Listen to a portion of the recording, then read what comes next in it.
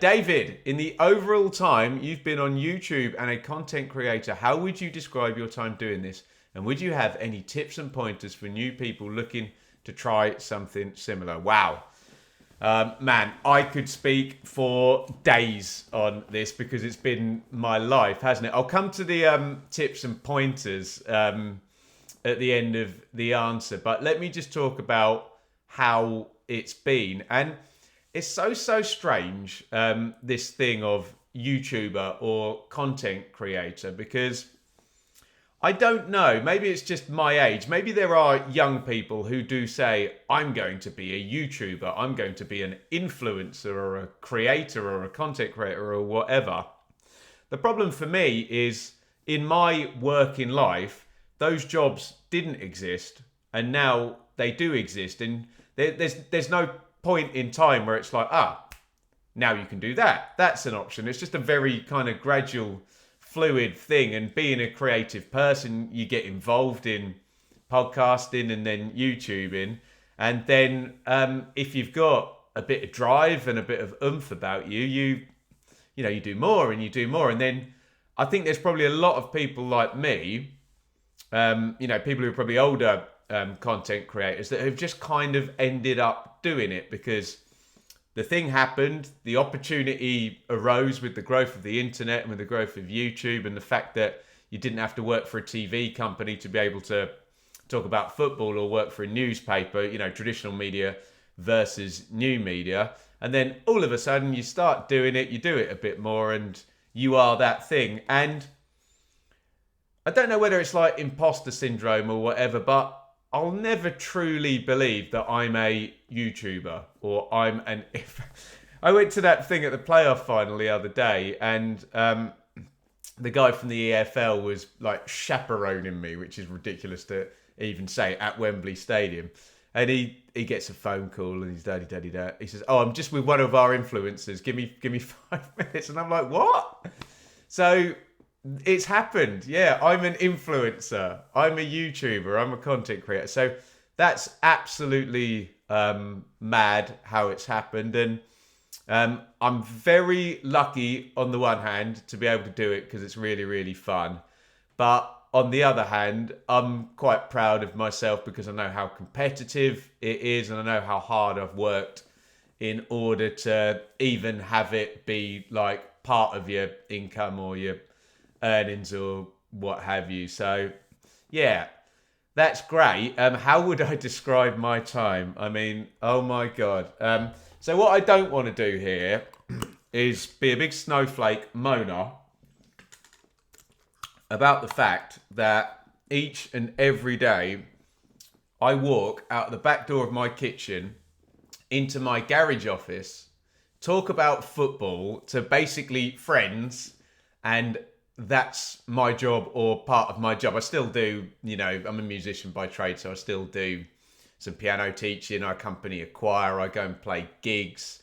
I do this little musical bingo thing over at the retirement village over there. So it's not my full-time kind of gig, and nor would I want it to be. But yes, there is good and there is bad. And I mean, the good is the kind of creativity of it, the buzz of it. And because it's football, and, sometimes I'm a fan of, I should try and shout out these channels if I can remember what they are. Trash Theory, which is like a YouTube channel who does deep dives on, music and musicians. So for example, they might pick out Prince or something and have a pithy title and do a big deep dive on how Prince did this or that or the other, when he masked up or whatever. And I guess they spend 2 weeks on this video and make it perfect, and, more power to them. It gets tons and tons of views, and people might watch it for 5 years or 10 years or whatever, which is great. Whereas when you're covering football, it's proper beat journalism. It is bang, bang, bang, go. And event happens. You then have a window to talk about said event before something else happens, and nobody cares about said event anymore. And oh my God, there's been times, and my missus would laugh, where I've literally laid down in bed, some ridiculous news has broken, and I look at my phone and I have a choice to make of, man, do I need to get out of bed and talk about this and, have a video go up? Or am I just going to let this one ride? So there's a great excitement to doing that, which is absolutely fantastic. And people won't kind of see it this way, but I went to, I've got probably the perfect training actually, because I went to journalism college, but then I did my music degree and did loads of performing. So I can kind of see both sides of the, how you study a story and present it in a, fun way, but that people are interested in. But on the other side, I understand about performance, and I love, it sounds egotistical. I love to perform. It's great. It makes me feel really, really alive. Even right now, this is a performance, and that's just exhilarating, isn't it? And when we do live stuff, and I can see that there's hundreds of people watching, and the comments are coming in, and it's a real big buzz, and you get into a zone, and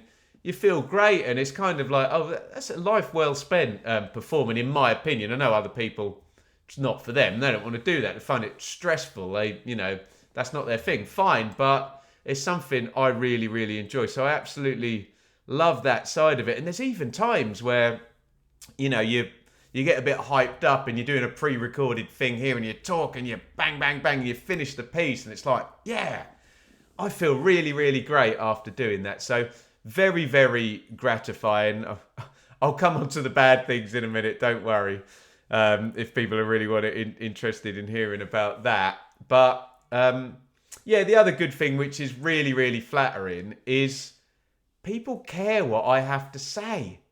And people are interested in meeting me and chatting to me at football matches and whatnot, it's just crazy, because there's so many football fans, so many knowledgeable fans, more knowledgeable than me, probably have better understanding of the game than me, or specific things about it they major on. But I don't know, I guess I'm just enthusiastic, and maybe I can promote my ideas, and I've had the opportunity and the privilege to be able to do this and to really push and keep going. And yes, there is two sides of that, and I understand if you've got no money and you're scraping a living and whatnot, it's very hard to sit there and go, okay, I'm going to talk to a camera about football for 2 years and make absolutely no money out of it in the hope that I can do that. It's more like, no, I need to go and get a job and do that and pay my wages, and I don't know, you might have kids and situations. So I'm lucky that I was able to do it. But yeah,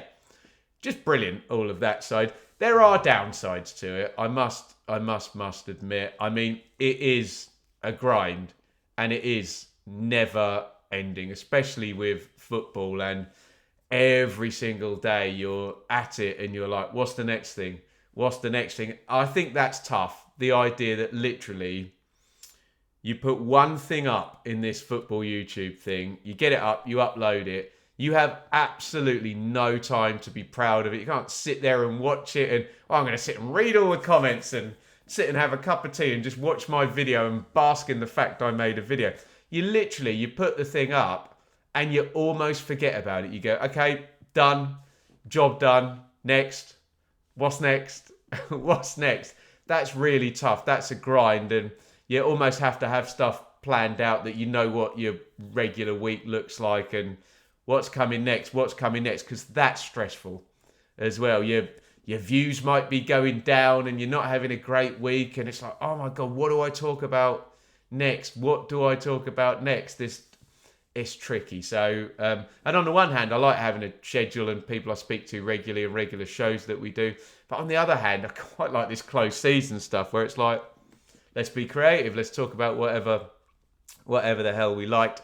And of course, there's a good side to the attention, which is, people watch your stuff, people put nice things, you have great interaction, you have a buzz about doing it, you meet people, lovely, blah-de-blah, get nice opportunities.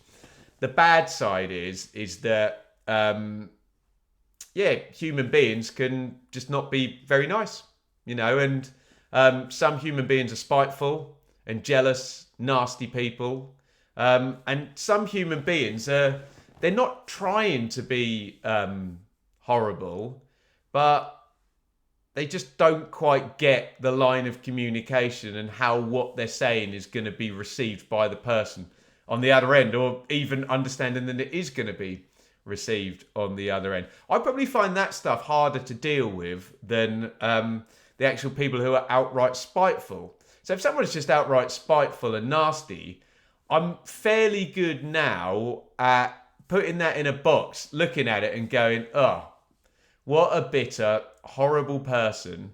They're probably just not happy in their lives, not happy in themselves. And, I feel sorry for them. And yeah, they've said the horrible thing, but it's just a bit sad, really. Whereas the people, and this is the kicker, it's when sometimes the hardest thing is when they're telling the truth as well. If someone says something spiteful, in my opinion, that is nowhere near as hard to take as when someone kind of clumsily tells you the truth. Especially if it's something that you have to reflect on. So, look, everyone's got a right to the opinion. If you're going to go on the internet and talk about stuff, then you can't really complain, because you can do a different job where you don't do that. And the whole point of the platform is people get to comment, and you're putting yourself out there, and it is what it is. And yeah, it's a struggle. It's a struggle sometimes when people, they're commenting on my appearance. And like I say, the thing about telling the truth, they might say something about my beard going grey, and it hurts. I'm getting old. I don't look like I used to. And it's true. It's true. And that's the worst thing. And you would just hope if they just exercised a little bit of empathy and, oh, poor old Ben, woe is me. If they just exercised a little bit of empathy and gone, oh, he might be struggling with the fact that his beard's gone grey, and that might make him feel a bit insecure about himself, and maybe I won't mention that. And the thought doesn't enter their mind. It's just, oh, I haven't watched a video for 6 months. Look how grey your beard has gone. And it's like, oh, thanks. Really? Did you have to type that? But hey, we deal with it. We go on and on. And what I always try and do is, I have got the most beautiful 3-year-old daughter and missus and life and family. And I try to go, right, stop, go and talk to your daughter. And this is not important. It's just not important, is it? You'll get over it. So it's tough, the bad. And just on the other side, there's sheer competition. Sometimes YouTube's quite good actually at they recommend smaller creators, and I'll see tens, hundreds of people trying to do what I'm lucky enough to be able to do, and talking about the Championship or Premier League or whatever. And I know that I'm probably like twice the age of some of these people as well. I know that if I don't keep my game up, keep going, be interesting, be fun, be entertaining, that they're taking my place. It's tricky. It's really, really tricky, and it's high pressure. Good and bad as there is in anything in life, in a bit of detail. Would you have any tips and pointers for new people trying to do something similar? So the first thing I would say is go for it. Do it. Don't talk about it. Don't worry about it. Don't make plans for your YouTube channel you're going to do in 6 months. Do it. Crack on. Get in there. Because the thing you're going to find is you're going to have to learn how to be a video editor, a camera operator, a script writer, a graphic designer, a sub-editor to do your headlines and whatnot in your video titles, a marketing manager, a social media manager. You're going to have to learn all of that stuff, and you may as well just crack on and do it and kind of enjoy the challenge, really. And I remember early in doing this, I remember talking to Jack from Talk Norwich City, and I asked his advice because we're going back seven or so years, I think, when I'm trying to start doing it as a bit of a hobby. I put effort in, and he was very young doing it, Talk Norwich City, Jack. And he said, yeah, just be super consistent. And that's what Matt SB, who I work with, says as well. You just be consistent.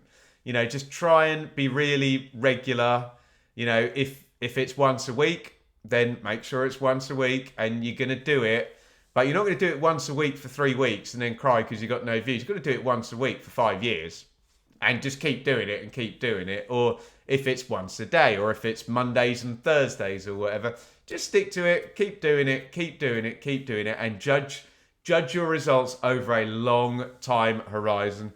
And yeah, be very, very thick-skinned about A, how hard it is, and B, I love the human race. I'm loving my life and I'm very happy to be here. But B, you've got to be very, very thick-skinned about how unempathetic and kind of cruel the human race can be in terms of some of the feedback you are going to receive. So there you go.